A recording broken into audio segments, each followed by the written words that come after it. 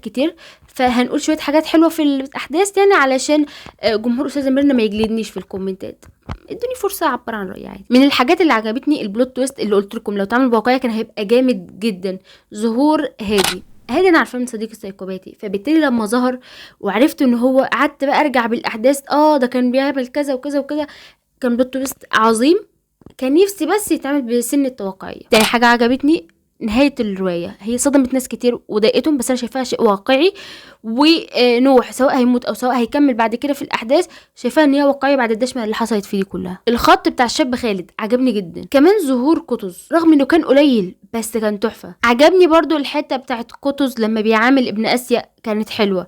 جزء ام نوح كانت تركايه حصلت في الاخر بلوت تويستايه حلوه برضو. عجبني برضو الخط بتاع حيره نوح في موضوع الخلفه وموضوع قراره مع دليله، حلو. كان في سنه واقعيه سيكا بالحيره بتاعته ان هو بيحبها جدا او بالحاجه اللي هو عايزها. عموما انا بحب صحوبيه نوح وقطز جدا، حتى لما وقفوا مع بعض وعيط له وقعد يفضفض له عجبتني بصراحه. واخيرا ده مجرد رايي، انا ودينا شاركنا في كتابه السكريبت ده، دينا اختي.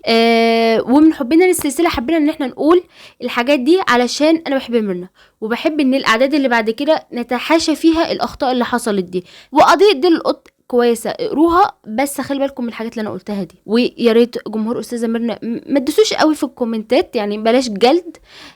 ده مجرد راي ونتقبل اراء الجميع عادي، عشان عارفه انتوا جمهور عنيف شويه.